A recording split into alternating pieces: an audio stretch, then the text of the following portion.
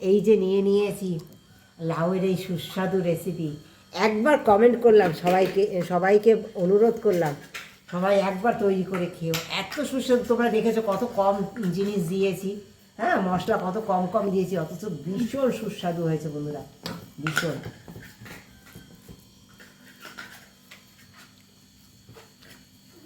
দারুণ, এক ঘেরা লাউ ভালো লাগছে না, একবার এইভাবে খেও, দারুণ লাগবে।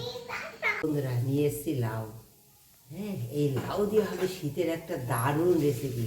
তোমরা তো অনেক রকম লাউ পেয়েছো, কিন্তু আজকে আমি যেটা করবো আশা করি তোমাদের খুব ভালো লাগবে। ভীষণ সুস্বাদু একটা রেসিপি হতে চলেছে, হেলদি এবং টেস্টি। সঙ্গে থাকো। এটা এখন সুন্দর করে কেটে নেব, কেটে নিয়ে ফিরে আসছি তোমাদের সঙ্গে।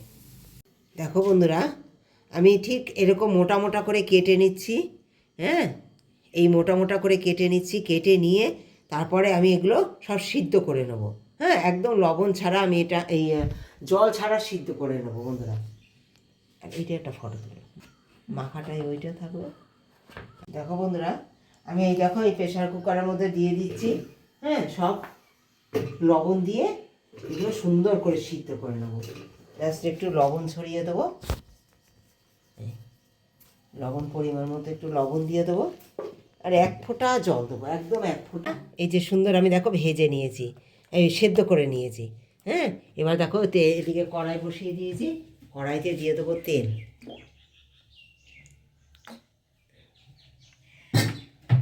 এই হলুদ মাখিয়ে নিচ্ছি বন্ধুরা এতে সুন্দর করে। অনেক রকম তো খেয়েছো, সবাইকে অনুরোধ করলাম একবার এইভাবে খেয়ে দেখো, দারুণ সুস্বাদু হয়। তেল গরম হয়ে গেছে, জোর আঁচে দেবো, দিয়ে সব ভেজে নেবো। যেহেতু সিদ্ধ হয়ে গেছে বন্ধুরা, এগুলো সুন্দর করে ভেজে নেব, জোর আঁচে করে সুন্দর করে ভেজে নেব, লাল লাল করে ভাজবো।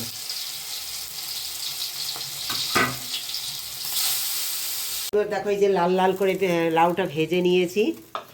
এইবার দেখো কড়াইতে আবার একটু তেল দেবো, অল্প, খুব বেশি তেলের প্রয়োজন নেই।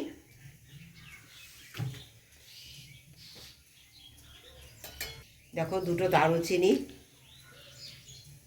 একটু দারুচিনির টুকরো আর একটু এলাচ, দুটো একটু এলাচটা ফাটিয়ে দিও বন্ধুরা।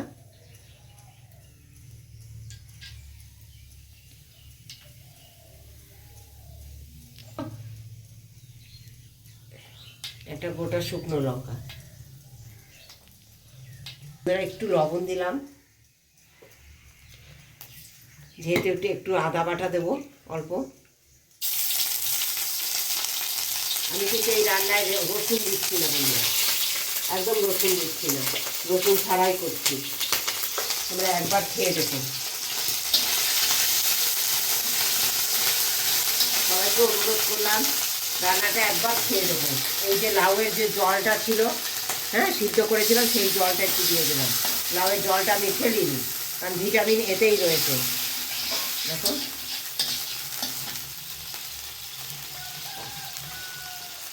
সামান্য ধনিয়ার গুঁড়ো দেবো বন্ধুরা, এই সামান্য এই স্পুনের 1 স্পুন ধনিয়ার গুঁড়ো দিয়ে দিলাম।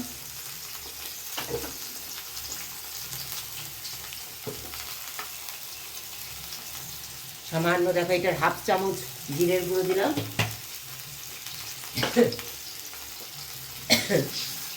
এই অবস্থায় দিয়ে দেবো কাশ্মীরি লঙ্কার গুঁড়ো আর চিনিটা।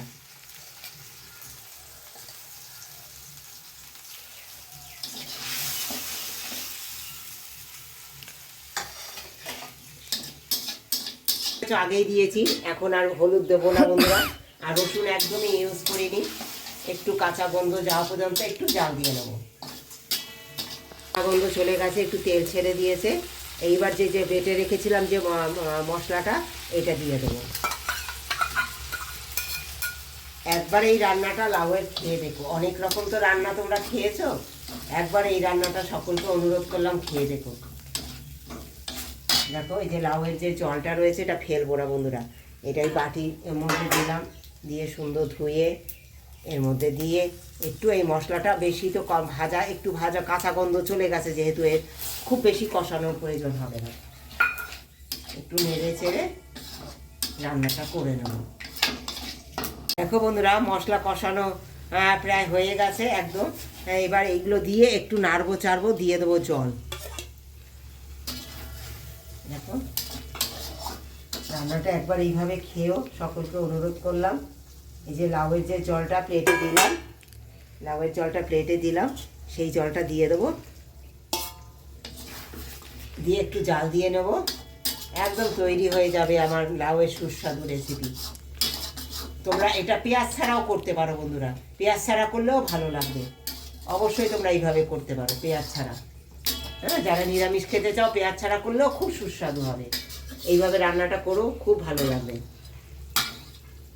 লাউটাকে ভেজে নিয়ে এইভাবে ঢেকে দিয়ে আমি রান্নাটা একটু করে নেবো, একদম তৈরি হয়ে যাবে।